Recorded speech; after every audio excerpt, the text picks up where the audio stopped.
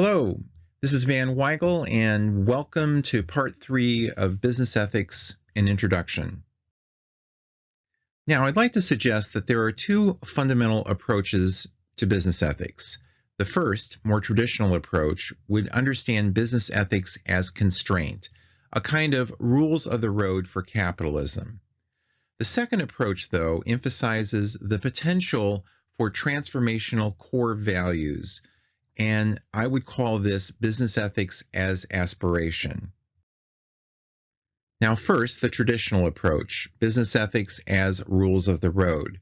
The emphasis here is largely on compliance over against the integrity approach of business ethics as aspiration. Also, business ethics as rules of the road emphasizes corporate codes of conduct over corporate credos, as we'll find in business ethics as aspiration. And by corporate codes of conduct, I'm referring to, for all intents and purposes, to do and to don't kind of lists and obligations that specify the obligations of individual employees to their companies. These codes of conduct are typically fairly lengthy, maybe enshrined in a sheet of paper that is framed in offices, but is typically ignored by their employees. Also, we have in the traditional approach an emphasis on what is called the principal agent problem, or conflicts of interest, whereby managers may be tempted to manage a company in ways that benefit their own interest and are not in the long-term interest of the company's owners or shareholders. The issue of the use of bribes and gifts to have an influence on corporate behavior, particularly in purchasing departments, would be another example of a focus on business ethics as rules of the road. Obviously, you don't want purchasing agents making decisions with vendors based on what they're going to get in return if they decide to accept a contract with a particular vendor. Then typical conflicts of loyalty associated with issues of trade secrets, and if I am hired by a competitor, how much am I obligated to disclose or not disclose from my previous work with the previous company? And of course, non-disclosure agreements are an attempt to try to get at making sure that trade secrets are protected, as well as often non-compete clauses that are put into people's contracts. Then finally, an example of rules of the road would be the emphasis on transparency, which is very, very positive, obviously, and shares an important element with aspirational business ethics. But the thought is that the greater degree of transparency that corporations are able to practice, the less potential for there to be corporate misdoings and malfeasance, similar to what we discussed in terms of the Kantian approach to ethics. Now, the second category of business ethics emphasizes the role that business ethics can play in terms of embodying transformational core values that have the effect of making capitalist institutions more responsive to people and more just. This approach emphasizes integrity over against compliance. It also emphasizes the use of corporate credos over against more elaborate corporate codes of conduct. And I'll illustrate this using the Johnson and Johnson credo, the Merck credo, as well as the credo of the Nordstrom's Corporation. And then we have this very interesting concept of corporate spirituality that I mentioned earlier, and I'd like to illustrate that with Southwest Airlines. And then finally, the very impactful, promising approach of social entrepreneurship that is trying to bring an entrepreneurial business model to the aim of trying to improve society in ways that typically nonprofit organizations would, using the nonprofit sector, but in this case, using a business model. And here we have a very interesting illustration of this in terms of the GrameenPhone that was a collaboration between the telecommunications giant from Norway, Telenor, and the Grameen Bank of Bangladesh. If we were to think of the polar opposite of the Ford Pinto case, I think we would have to use as an example the Tylenol recall of the Johnson and Johnson Corporation. In 1982, Tylenol was responsible for 19% of J&J's overall corporate profits. In that year, 7 people died in the Chicago area when they took Tylenol tablets that were laced with cyanide. I was in Chicago at the time as a graduate student at the University of Chicago, and you can just imagine the horror that people felt that here they were trying to get rid of their headache and now they're dead. And so this led to an unprecedented nationwide recall of every single bottle of Tylenol on the shelves in the United States at a cost of $50 million. What's striking about this is that the FBI had implored J&J not to do a nationwide recall because they were concerned about potential copycat behaviors. But the Johnson & Johnson board, led by the CEO, James Burke, went back to their credo and decided that they must respond to this in a way that was consistent with the Johnson & Johnson credo. And they decided, moreover, to make sure that there would be tamper-proof packaging that would make it impermissible or impossible for somebody to actually do this again. What was determined in the 2020 of hindsight was that someone had been able to actually take the bottles off the shelves at drugstores in the Chicago area and inject a capsule with a syringe with cyanide and then put it back onto the shelf. Now, with tamper-proof packaging, people could not do this anymore. They had also determined that there was absolutely no way that they could have actually manufactured Tylenol with cyanide even being on the premises of the plant. The particular bottles that were impacted were manufactured in Fort Washington, Pennsylvania, and that plant did not even have a box of rat poisoning in its facilities. So this was clearly an act of corporate terrorism. When the J&J board was deliberating what should they do in this situation, according to the people who were there and heard James Burke, the CEO, lay out his case for the most appropriate response, the focus was on what will the credo call us to do. And I have reproduced here the Johnson & Johnson credo and excerpted these lines. We believe our first responsibility is to the doctors, nurses, and patients, to mothers and fathers and all others who use our products and services. In meeting their needs, everything we do must be of high quality.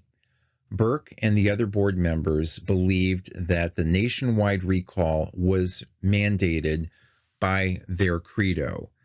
They did not have to do a nationwide recall. It could have been a recall done locally. And in fact, a year and a half or later after the incident involving the Tylenol crisis in Chicago, the very same thing happened with a Colgate-Palmolive product, and they only did a local recall as opposed to a nationwide recall. You can imagine the potential risk associated with taking every single bottle of Tylenol off the shelves across the United States. But it worked out in the final analysis. And one is tempted to thinking, well, maybe this was a marketing ploy on J&J's part, but the people who were there in the meeting with James Burke attest to the fact that all the discussion was, what do we need to do to be consistent with the J&J credo? Now, another example of a corporate credo would be the story of Merck and its response to finding a cure for the dread disease known as river blindness. River blindness affects populations mainly in West Africa, and the transmission of the disease is tied in with the larval development of the tsetse fly. And at one particular point in its development, a worm basically can penetrate the skin and grow within the person. And this is just simply by wading into a river, washing clothes, and basically getting the disease in that fashion. And in the early stages of the disease, there is intense itching that is so intense that people have been known to commit suicide at that stage. And then later, with the development of the worm within the human body impacting the brain, people go blind. And you can imagine that in a poor country, not having sight is a really, really big deal in terms of not being able to work and to have the kinds of aids that blind people in more developed countries would have available to them so that they could be productive citizens. So it turned out that in 1975, there was a compound discovered from a soil sample taken from a golf course in Japan. And they were interested in the use of that compound in developing a medication that would treat heartworm in dogs. And then under the direction of Dr. Roy Vagelos, he determined that maybe that drug could also be used among humans to combat this dread disease of river blindness. So Dr. Vagelos brought this to the attention of the Merck board and said, I think that we should go ahead and develop this as a way of trying to cure this dread disease. The problem, of course, is who's going to pay for it, because the people who would be affected by this disease are too poor to cover the research and development and distribution cost and the actual cost of the medication itself. So Merck basically went into the highways and byways and saw if there would be USAID, U.S. Agency for International Development, or the Canadian International Development Agency, the United Nations, to see if there is someone who would be willing to underwrite this. And they didn't find anyone, any takers, anyone who was interested in helping them develop this drug. So the board at Merck basically said, okay, we have here our corporate credo. Medicines are for people. The profits will follow. We will take it upon ourselves to develop this drug. And then when the drug was developed and shown to be safe for human consumption and effective against this disease, then the question is, well, who will make the drug available to the affected populations? And again, going into the highways and byways, trying to find some organization or government that would be interested in partnering with them to spread this cure, they came up short. And so Merck decided, okay, if we can't find anyone to do that, we will do it ourselves. And so that, I think, is quite a dramatic example of a commitment to doing something extraordinary as a result of Merck's corporate credo. Now, finally, we have the Nordstrom's credo, which is noteworthy because of its brevity. Basically, the credo says this: there are two rules: service to the customer above all else, and second, there are no other rules. And one of the early stories that was promulgated throughout the Nordstrom's corporate community was the story involving a grandmother type individual who walked into a Nordstrom store with a spare tire and basically was dissatisfied with the nature of the spare tire and wanted to return it. Now, the sales associate who was working with this woman knew for sure that Nordstrom's had never carried automobile parts and certainly not tires, but proceeded, given the sincerity of the woman who insisted that she bought this at Nordstrom's, proceeded to give her a refund. He did not talk to his supervisor. He just made the executive decision on his own because he thought that that was consistent with Nordstrom's outsized commitment to customer service. Now, as it turns out, the backstory of this is that there was a tire repair shop in as part of the complex of the current Nordstrom store that had been there previously. So hence this woman's confusion about wanting to return the spare tire. Well, when this story was shared amongst Nordstrom's employees, it became legend. And it's sort of the example of this is what we're talking about when we describe service to the consumer above all else.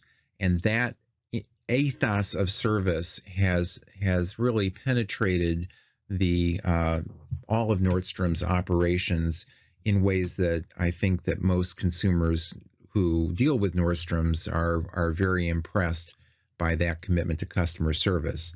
I recall, for example, when the Nordstrom store in King of Prussia, Pennsylvania, was first established in and around 1996.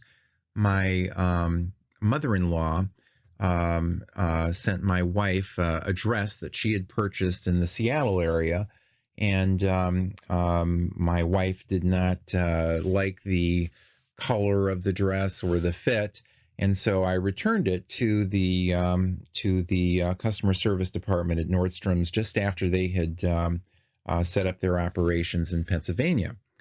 And my mother-in-law had included in the package an article from the Seattle Post-Intelligencer talking about the relocation of the Relief and Development Agency World Vision from Monrovia, California to Federal Way, Washington, because she thought I would be interested in this. It was a kind of old news for me because I was aware of this, but it was a nice gesture on her part. Well, I had forgotten to take that article out of the box with the returned dress.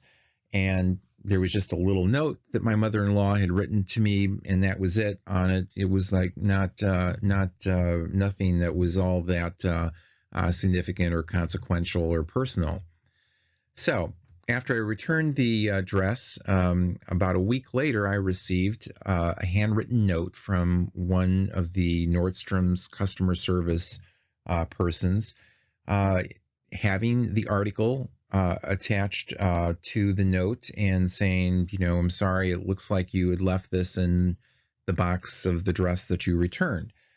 And what struck me about that was I thought, if I was that customer service associate and I saw that article, would I have gone through the extra step of actually tracking down my address, writing the note, posting it to me, or would I have just said, hey, they forgot the article, doesn't look like it's anything really that significant, so it gets tossed.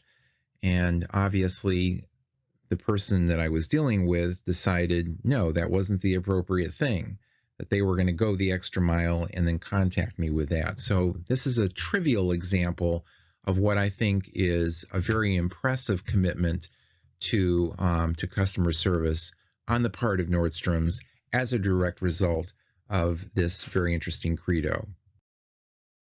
Now let's turn to the topic of corporate spirituality. And I think one of the premier examples of a company that has tried to embody a spiritual quality or trait would be Southwest Airlines. Its stock symbol, LUV, characterizes the commitment that Southwest has to trying to embody this notion of love. And this finds itself in, or expresses itself in an orientation that has been termed an employee-first approach. And basically, it goes like this. If you treat your employees well, they will treat your customers well, as opposed to taking a customer is king or queen approach and then allowing every total stranger who walks into the door to be more important than the people who are your employees. As the late Herb Kelleher has stated, the customer is sometimes wrong. We don't carry those sorts of customers. We write to them and say, fly somebody else, don't abuse our people. And it has been known that any passenger on a Southwest flight that acts in an untoward way toward stewards or stewardesses is going to buy themselves a ticket off of that plane very quickly, because these individual Southwest flight crews are empowered to make those kinds of decisions, and senior management obviously backs them up for that. And one of the more dramatic examples of Southwest and its commitment to love was shown in the events that unfolded after 9/11/2001. As you recall, with the crash of the jets into the World Trade Center and the crash near the Pentagon, as well as the flight that was headed in to crash into the U.S. Capitol, but then was brought down over Pennsylvania by its passengers. There was great concern on the part of the U.S. government that other kinds of terrorist activities were afoot, and the only way to find out who might be controlling planes that could be creating more death and havoc would be to ground every single flight in U.S. airspace, forcing them to land in the nearest airport that could manage a jet of that size. So this created all kinds of anxiety and dislocation, people taking off from Chicago, going to Los Angeles, and then finding themselves in a isolated airport in Nebraska, wondering, what to do. Where am I going to go from here? Where am I going to stay? Every other airline saw their responsibility to be take the passengers to the gate and make sure they get safely off the airplane, and that's that. Not so with Southwest pilots and flight crews. Instead, they took their own pilots, and the flight crews themselves took their own credit cards and basically said, come with me. And they put up people overnight. They went out to movies with them. They took them out to dinner, all on their own dime. There was no opportunity to get clearance from higher ups that they would be reimbursed for this, but they just knew in their hearts that was the right thing to do. That's what Southwest's commitment to love would call them to do. And the response on the part of the Southwest customers to this incredible action of care and concern was so overwhelming that millions and millions of frequent flyer miles were returned to Southwest as a way of saying thank you for looking out for people in this situation. And indeed, every other airline after 9/11 experienced significant shortfalls in their income and revenue and had to lay off people. Southwest did not, which was quite a remarkable story.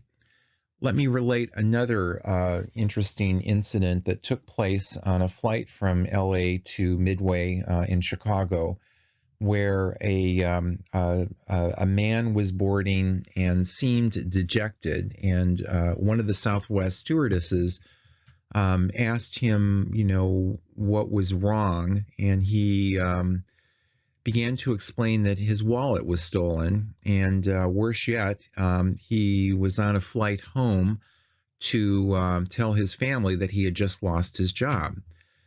So she decided mid-flight to get on the intercom and to share with the rest of the passengers the misfortune of this man who was on the flight.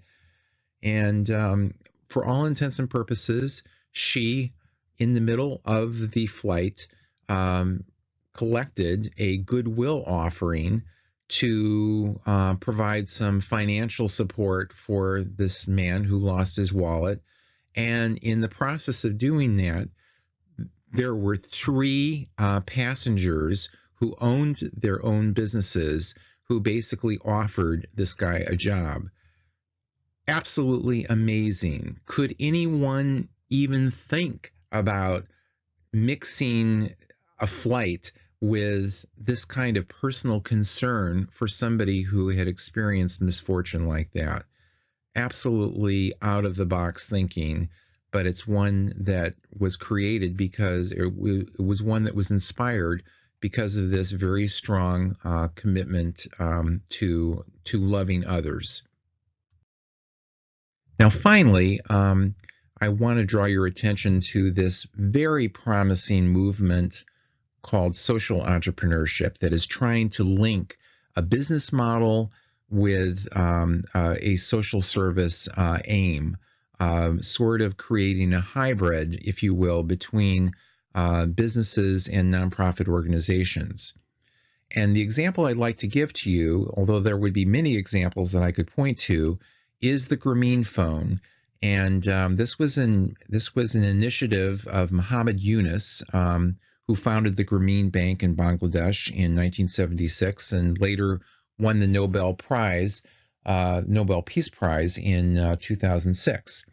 Basically, the Grameen Bank operates on a solidarity model of lending, in that it will lend money to very low-income individuals who have nothing like a credit record or assets from which to guarantee the loan, but instead have their participation in these solidarity groups that then are used as accountability groups for the repayment of the loan. And one of the things that Yunus knew was that the isolation of many of the rural communities in Bangladesh was very disabling to local entrepreneurs and farmers and fishermen, because they didn't have the information about the true worth of the products that they were selling to middlemen, because that was denied to them because they had no way to actually contact the markets in the major cities in Bangladesh to find out, is this really the going price for fish or grain, et cetera, et cetera. So Yunus thought, if we could get cell phones into the hands of entrepreneurs within these villages, they would be in a position to rent access to these cell phones so that they could find out the price of their goods, or to make contact with relatives that were living outside the area.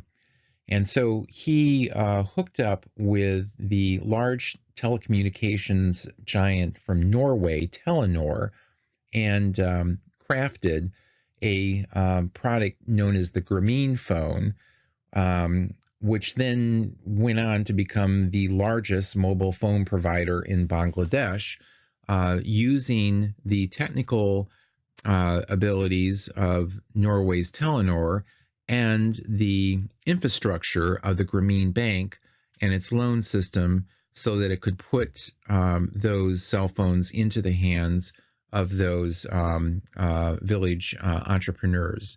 And there's a fascinating book entitled You Can Hear Me Now by Nicholas Sullivan that talks about the transformational impact of this collaboration between the Grameen Bank and Telenor. You could take this example and multiply it by 10,000 of the kinds of initiatives, creative initiatives that are being done under the heading of social entrepreneurship. So this represents a very promising development in business ethics, and it will be fascinating to see how this develops in further years. That concludes the three-part series on business ethics and introduction. Thank you so much for joining me.